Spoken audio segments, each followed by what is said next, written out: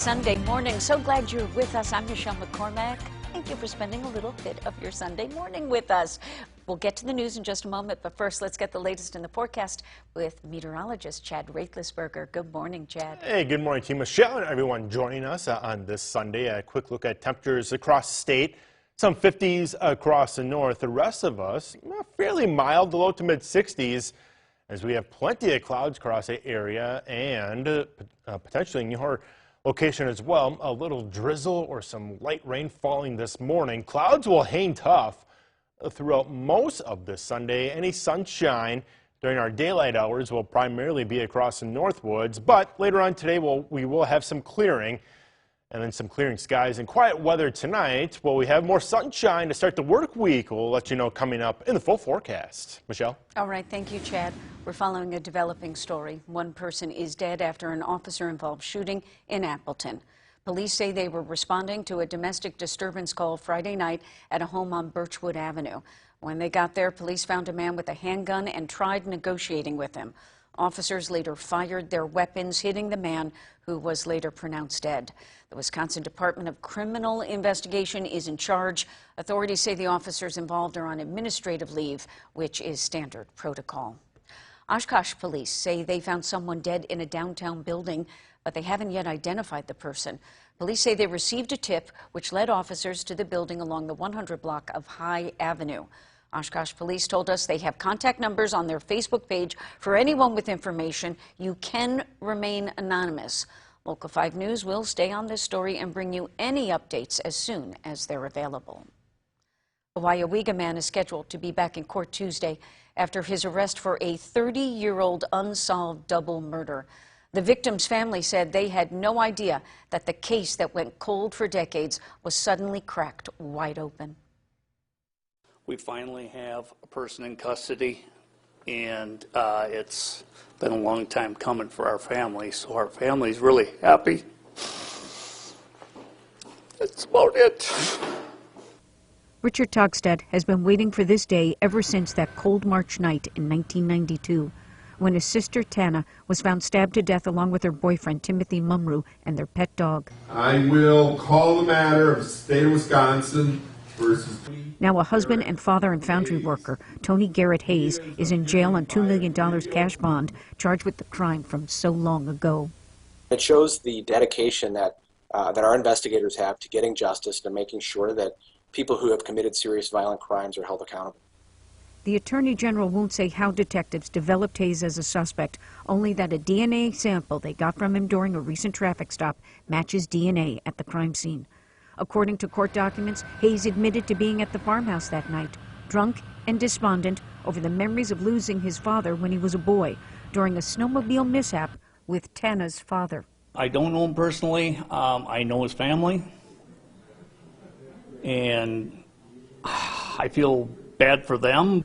Local 5 News has often been with the victim's family as they have ridden a wave of false leads, but never gave up hope, in the words of law enforcement, that they would always keep looking. They said they were gonna get it solved.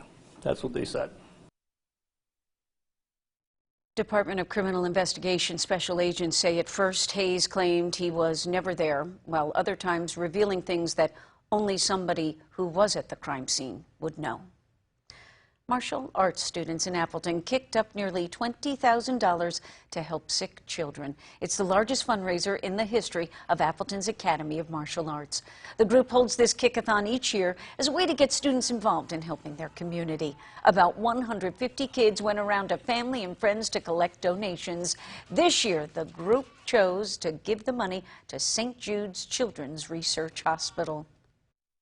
It's such a great experience for the kids and families to be a part of something bigger, and also knowing that they're making a difference. What they did raising that money was truly having an impact on other people, and it's such an awesome feeling for the students, the parents, the families, just to know that they're having an impact on their community.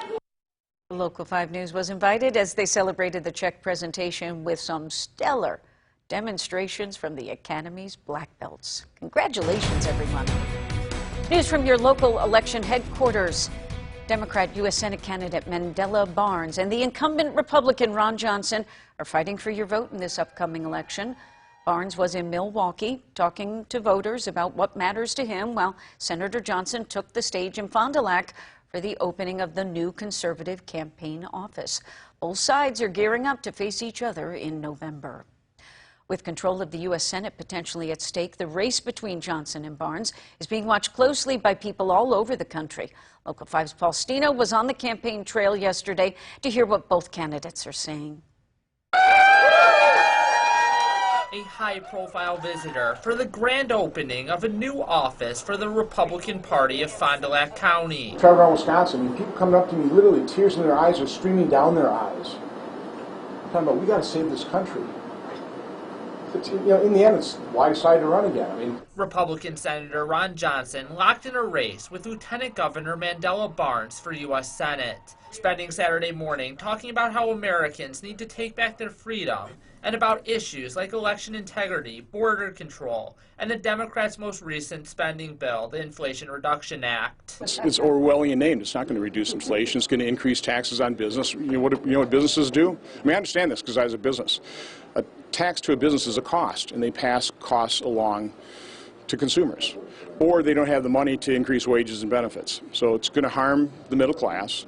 Barnes also spent Saturday campaigning, making stops in the Milwaukee and Madison areas, talking about voting rights, reducing inflation, and creating union jobs, and also taking a few jabs at Johnson. This is a person who says a whole lot of crazy things, as we know, but the fact is what he's doing in Washington is no joke.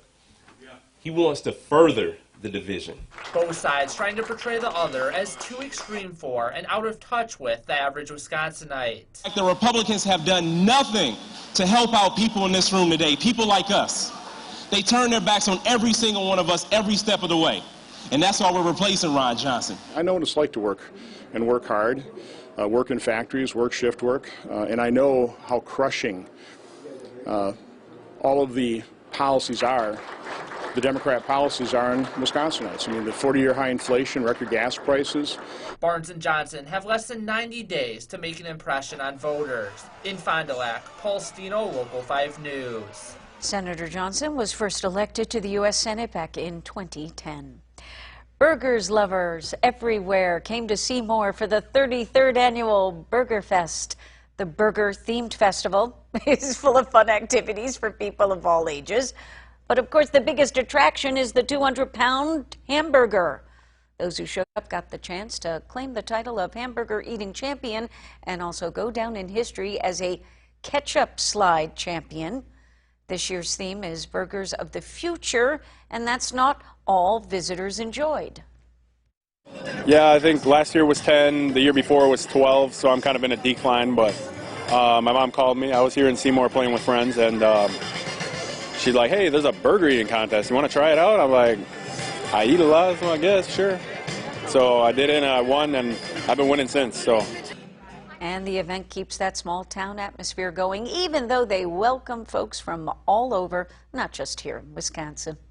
An iconic and historic sign is coming down on Green Bay's west side. The Arby's cowboy hat sign is one of the last in the country. As the restaurant gets ready to close its doors and move across the street, it announced that after the move, the restaurant will bear a brand new sign similar to those seen in other areas of the country. Still to come, domestic abuse is an issue across the world, but where do people in our own backyard go for help? One local group in Kewaunee County is trying to get the word out about the help they offer to survivors. We'll have more on that after the break.